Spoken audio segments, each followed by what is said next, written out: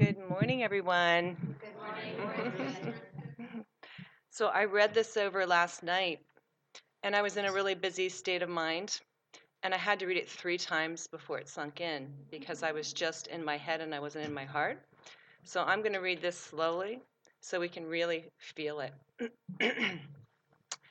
Dr. Ernest Holmes wrote in Know Yourself, page 79, "The originating power descends into the consciousness which meditates upon it and receives it. The intellect abandons itself to the divine ideal. It is a feeling, a sense, an atmosphere. We do not have to energize this power, for it is the very essence of all energy. It is its nature to manifest our word. It will always remain true to its nature. We do not have to wonder whether it will work or is working. It has to work." So I invite you to take a breath and enter into the silence within, sensing your union with the originating power.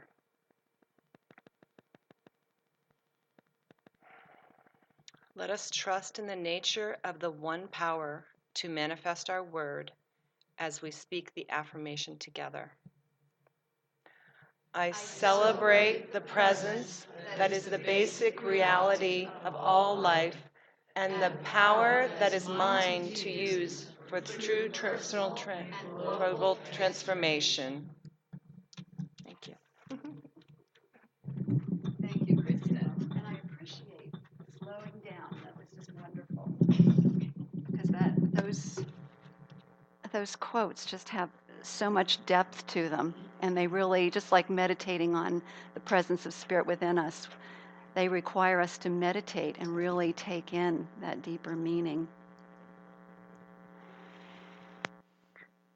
So tomorrow is a very special day of celebration that many of us I know are already aware of. I mean, we've had it all over the screen, and it's all over the news, and it's a time to celebrate a truly great man, Martin Luther King,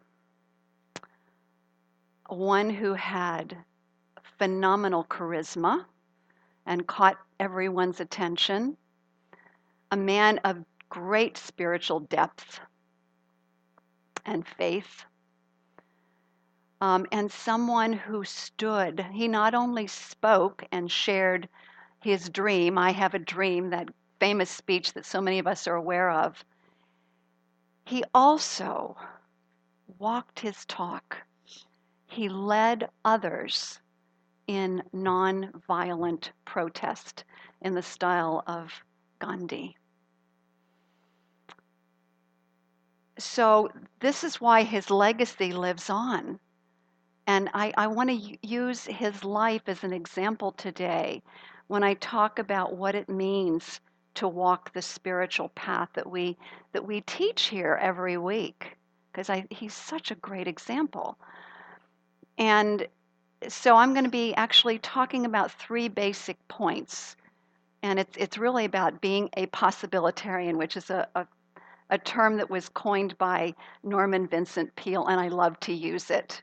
I like to claim myself as a possibilitarian, and I invite all of you to claim that as your truth as well. So just try it on. Just say, I'm a possibilitarian.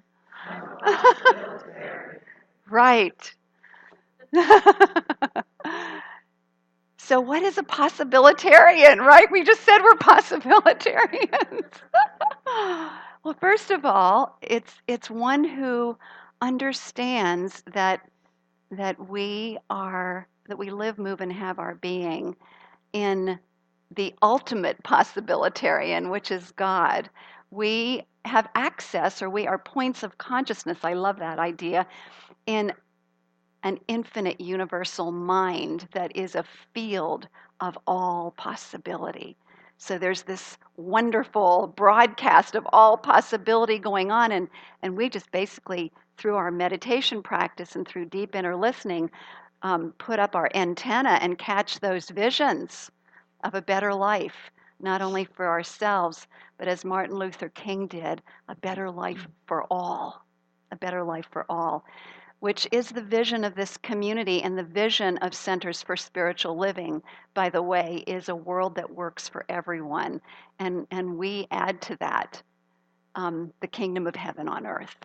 We choose to see that we are here to co-create heaven on earth, and we understand that we are participators in that creation, that we don't just sit around and hope somebody else is going to do it, but we know that we must take part in it. That's just because of who we are and the way that we're designed. So a possibilitarian, again, understands that we live in that field of possibilities and is open to new possibilities. A possibilitarian also understands that we must line up our thought, word, and action with that vision. And a possibilitarian also understands that we must have total and complete faith and trust in the support of God, the divine, the aspects of God, which are love, the love of God, and the law of God, to support that vision and to support our unfoldment so that we can be a vibrational match to that vision. So those are the three things that I'm going to cover today in a little more detail. And so let's start with the concept of entertaining new possibilities, because that's the first one. I love, again, what the phrase of that beautiful quote by Ernest Holmes: possibilitarians meditate on the one originating power and receive. And so what is it that we receive? We're open to receive the guidance, the new vision, the new possibility, and to go with it, even if it sounds extraordinarily large, or it feels like it's beyond our capacities.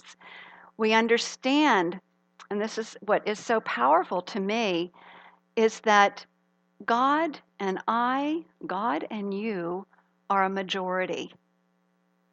You know why? Because the divine is omnipresent, omnipotent, omniscient.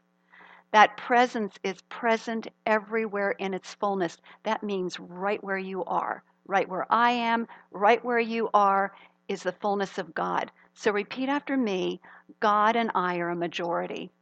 God and I are a majority. See how powerful that is? Awesome. So when we sit in the silence and we listen deeply, we can assist that process by asking powerful questions. And we do that when we use the visioning process, one of our spiritual pillars that we teach here.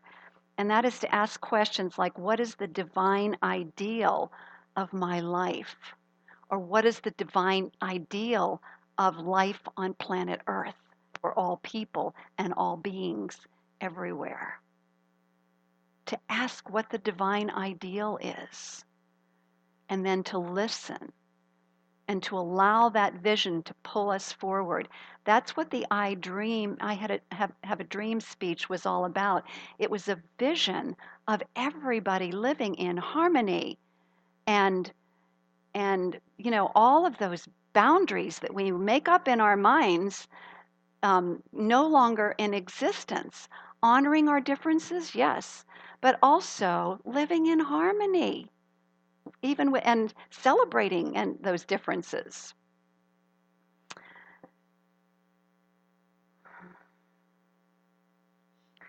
So, like Martin Luther King, then we are designed to be beings living in this possibility, in these new possibilities of what does it mean to experience heaven on earth. Well, this community, I think, demonstrates that quite often. And I was thinking, as we had two different prayer circles going this morning, our first prayer circle and the second one before everybody even arrives. And to me, Those are wonderful, exuberant experiences of heaven on earth. Those who participate, raise your hands if you participate in those prayer circles beginning. Yes, I mean it's so true, isn't it? Heaven on earth as we pray together, as we acknowledge one another, as we show our gratitude for each other and for our spiritual community, and set the tone before all of you even arrive, the rest of you even arrive. Heaven on earth. It's something that we can choose in each and every moment. So even though the vision may seem vast, as having that spread all over the planet, it begins right here and now with each one of us as we're in the present moment and as we bring that energy of love and peace and joy and connection with each other and with the inner divine. So entertaining new possibilities. The second one is lining up with the dream or the vision. And how do we do this? We do this through training our minds to be focused on spiritual truth, on higher truth, to be focused on the vision, to be focused on as we move throughout the day, keeping our thoughts in check. Emerson says to keep watch on the portals of your mind, on what enters the portals of your mind. So what comes out of the subconscious mind, whatever it is that it's up to us, the conscious mind, the observer self, our true spirit essence, to be on watch for that and to be willing to deny entrance to thoughts that don't serve us. How many of you have heard of the practice of denial? By the way, this is the good practice of denial. You've heard the other one that doesn't work so well, right, in addiction. But there's a good practice of denial, which is denying entrance to our minds thoughts that don't serve us. And it's powerful just to say, okay, so let's say there's a thought that comes up that says, I'm inadequate, or I'm not good enough, or I don't deserve it. Those are kind of some typical ones. Believe me, they're pretty darn universal. So when those come up, when you have the thought that you can't meet the task or the vision that's set before you, you immediately say, I deny the power of that thought. So repeat that after me. I deny the power of that thought. You deny its power in your life. That is an amazing, it is, those words slice right through it and pave the way for the truth to be spoken after that. So after that, we want to speak the truth. The only power in my life is the power of God, the power of good. Do you feel that? So that has no power. That's just a thought. The only truth is the power and the presence of God in my life right here and right now. And feel that. How does that feel? You see, this is how I know when I'm onto something, because I get this rush of energy that takes place through it starts in my legs and it just goes whoosh, I can feel it. I can feel the energy of truth. That's called empowerment. That's living in our innate and beautiful birthright as individualized expressions of the divine, children of the Most High, however you want to think of yourself. We're living, moving, and having our being then in the Spirit, and the Spirit is living, moving, and having its being in, through, and as us. So lining up, training our minds. And I love this idea. So we train our minds through affirmative prayer. We teach, for those of you who are new, we teach a form of affirmative prayer known as spiritual mind treatment. And it is a focus on truth, spiritual truth. We tell ourselves through prayer the spiritual truth about God, that God is all there is and I am one with God. and therefore God is moving in me, through me, and as me, and through this word. And we're actually allowing that universal inspiration of the Most High to move through us and as us and into our word and into expression. And we give thanks for that, and we release it into the universal law of mind. We allow the law of God to take over from there. So training our mind through prayer, training our minds through affirmations, and then also adding to that, the other part of lining up is action. It's taking action that's in alignment with all of that. When we do this on a regular basis, we download God consciousness into our operating system. We become, and I love the song, I release and I let go, and I'm only here for God. It's a reminder that I'm only here for God is what this is all about. I am here to be a vehicle and a vessel for the expression of God's nature. I'm here for God. I'm here to demonstrate those qualities, that truth about God is that love is the ultimate power for transformation and change on the planet. And I am here to be that.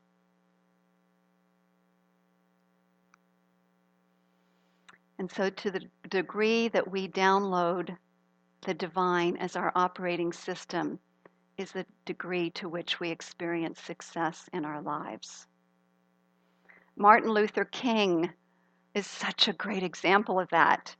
He fully lined up with his dream. Thought, word, and action. He was totally moving in that direction. And because his vision and his commitment was so strong, others were drawn to that vision. They couldn't help themselves because the vision was so compelling. And it's still going on today, my friends. It's still going on today. People are still hearing the call of his vision in so many ways, they may not even be aware of it.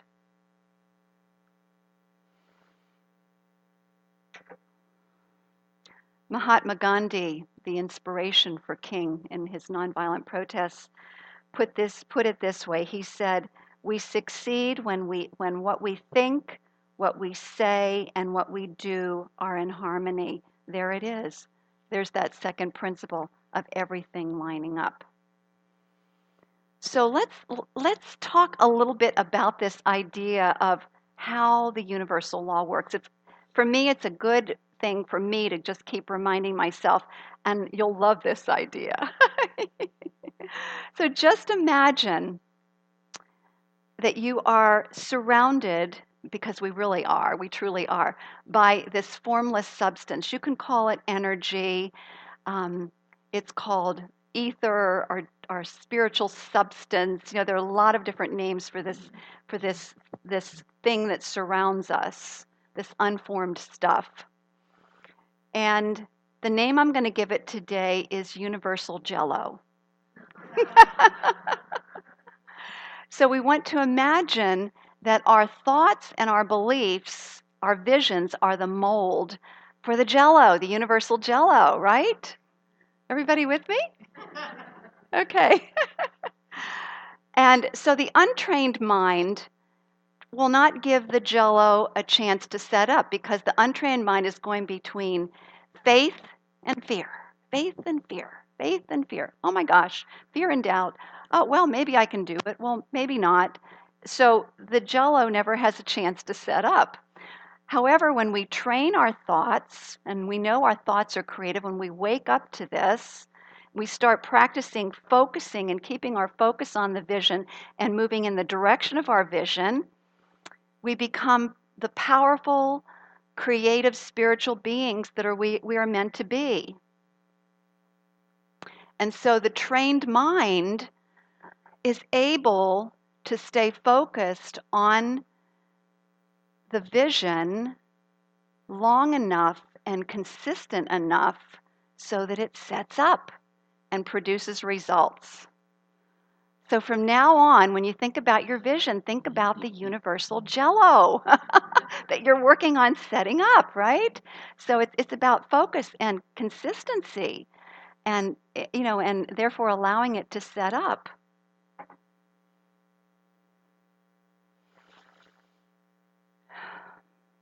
So let's move on to the third point, which is possibilitarians have faith even in the midst of adversity. So the truth is that if we just sit around and avoid any type of life challenge, if we closet ourselves at home and just try to block out everything that's going on in the world, what we're doing is we are not growing. We're actually weakening ourselves to deal with challenges when they really do come up, because they do sooner or later with all of us. It's just part of life and living. So here's the thing is we can instead take on challenges. We can take on a new vision. And it's like going to spiritual boot camp. Think of it that way. When you take on a new challenge, I am going to spiritual boot camp. And I'm going to strengthen my spiritual muscles.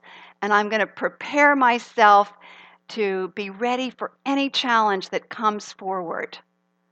And so when you do it with that spirit, it's a lot more fun than the, oh no, not another challenge kind of attitude, which doesn't serve us, right? Spiritual boot camp. So it's about stepping outside of our comfort zone. We have to leave the little closet of our home and come out and be in community and join in projects together in the world and join some sort of a vision or connection or find spiritual co-creative partners out there, and get on with our lives. Because see, the thing is that we realize that challenges are worth it because they strengthen us in wisdom. They strengthen us. They just give us inner strength to deal with whatever comes up in life. They build character. That thing called character. So challenges are worth it, and they're worth it. So it's worth going for that vision. And the thing that I am reminded of that about the visioning process and having a vision is it's really about who we become in the process. It's about who we become in the process and how we support others in becoming who they are in the process, who they are in truth.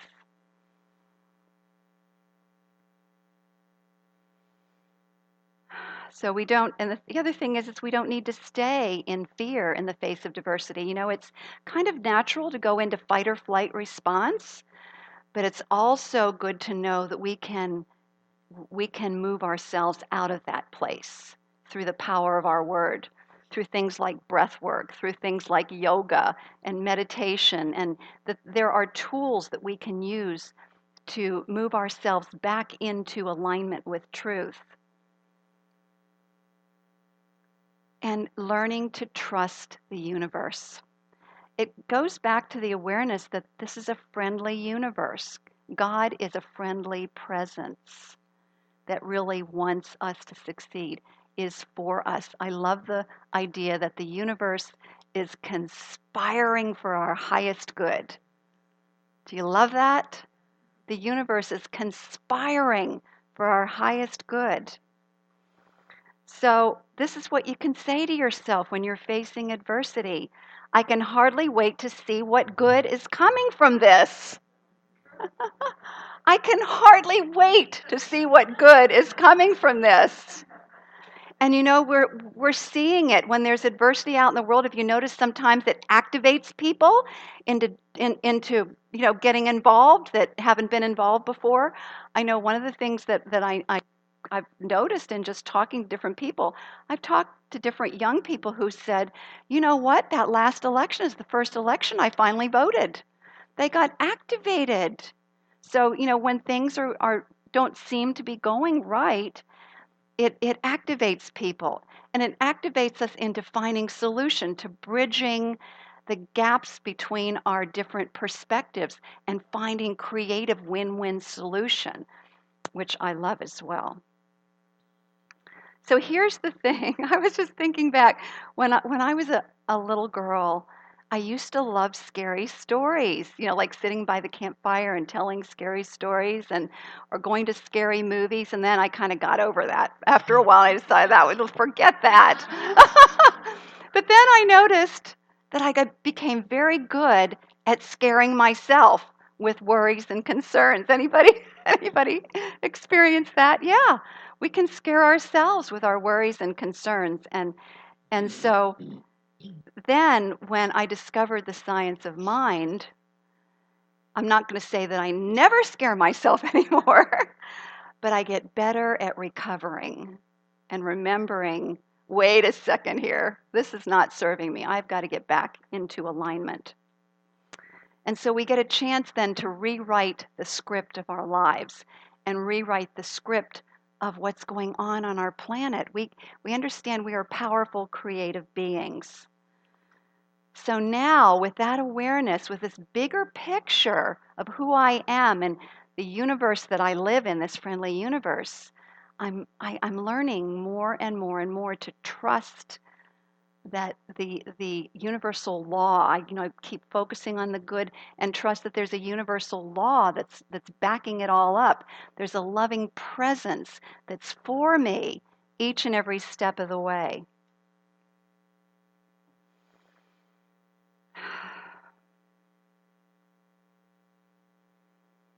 Let's go back to October 1960. King is arrested for his nonviolent demonstrations and placed in Georgia State Prison for a 4-month term, by the way. And his wife, Coretta, who is home pregnant with their 3rd child, has no idea that this is going on. So he decides to write her a letter. And it's a beautiful letter, something you can find online. But what really caught my attention was the final few verses or few sentences. He ends it with, "I have faith to believe that this excessive suffering that is now coming to our family will in some little way serve to make Atlanta a better city, Georgia a better state, and America a better country." Just how this can happen, I do not know, but I have faith to believe it will. If I am correct, then our suffering is not in vain. Powerful statement of faith. Powerful statement of faith. And that, isn't it so true? We don't know how it's going to happen, but we focus on what it is, what the vision is, what the end result is, that we're choosing harmony, heaven on earth, people getting along, people finding solutions that are win-win.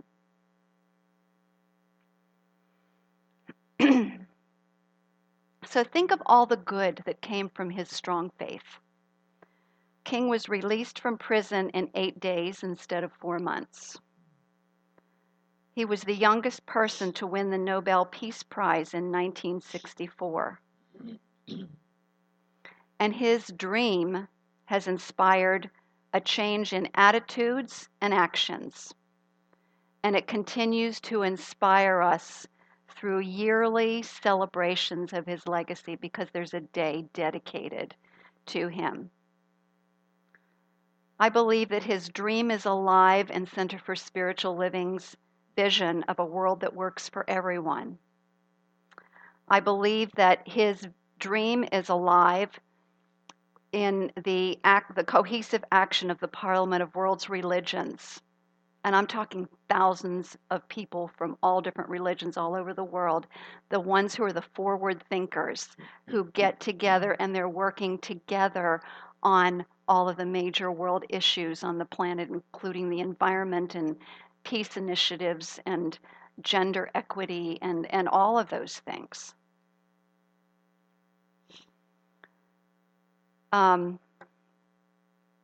Okay. And also what's coming up for us here as a spiritual community as we join other New Thought and other communities all over the world. The season of peace, season for peace and nonviolence, will begin on January 30th. That's the anniversary of Gandhi's death. And it runs 64 days through the anniversary, April 4th, of Martin Luther King's assassination. And that period of time, then, we are dedicating to embodying the consciousness, peace, the consciousness of oneness, and this beautiful vision of a world that works for everyone. And think of the things that are happening recently. I don't know how many of you are tuned into this, but the commitment to a culture of peace in the city of Wilmington is unfolding. Lori and I were on the very first board that started that Peace Week Delaware, the very birthing of it, with the idea of creating a culture of peace in the city of Wilmington. Churches take a corner, Peace Week Delaware, and then more recently the hiring of a new police chief who had experience in Chicago and New York City of turning things around when there was, turning the statistics around of violence, and in a very wonderful way, which is to make connections and friendships with the people in the community, to start forming partnerships, and in terms of getting to the root cause of what's going on. And so what's happened, I heard the most recent conference, is the violence in the city of Wilmington has dropped dramatically in the last year. And his commitment is to continue on, not to stop there, but to continue on until the city of Wilmington is truly a safe place to live. So this is what happens when people have a dream. It's catching. It's catching. And it's continuing to unfold. So we must be very careful not to allow things that don't look like that to discourage us. I was talking to a friend the other day and she was like, I'm ready to give up. I've done all the organizing and things like that, and I'm just going to have to leave it to the younger generation. And so I talked with her and I said, you know what? We have to keep our focus on the vision, a world that works for everyone. Whatever that looks like for all of us, because we are powerful creators. If we get discouraged, then we are not using our creative power for the highest good of ourselves or anyone else. So it's important to stand in our courage, to stand for what we believe in, and to have faith. One of the things that's bubbling up in our community right now, it took place in the Sacred Circle yesterday, that Candace and Nancy lead. And we've been studying different faiths, traditions, perspectives on the major issues. So it's an interfaith discussion, and so we're able to listen to interviews of luminaries in all the different world religions and their take on things like peace. And Candace said, well, why don't we start, they talked about making friends with people of other faith traditions. And Candace said, well, why don't we do that? Right, Candace? Why don't we do that? We can start inviting people to come to our circles from other traditions. We can maybe even have a great big gathering around the Peace Week Delaware of people of different faiths here at our own center. We can find some other faith tradition to partner with and get together on a regular basis and maybe do some projects together out in the greater community. How does that sound? Exciting, yeah? Yeah. So these things are bubbling up. We're being activated, my friends. And it's important to listen to those activations and to follow through with them. Because things are starting to gel all around us, right? You and I are designed to be possibilitarians because we're made in the likeness and image of God, the ultimate possibilitarian. We're living in a friendly universe that's on our side and ready to download our good. It's literally like the universe is backing up to okay, here, let's imagine ourselves being a receiving dock, okay? It's like the universe is backing up to our receiving dock with all of the good that we could ever imagine in this big, huge trailer just full of the cargo. And so it's up to us to open the door and receive it. We do that with faith. We do that with entertaining greater possibilities. We do that when we line up our thought, word, and action with the vision. And so basically, that's it. So repeat after me. There is a power for good in the universe. There's a power for good in the universe. Greater than I am. Greater than I am. And I say yes. I say yes. To its perfect expression through me. To its perfect expression through me. And so it is.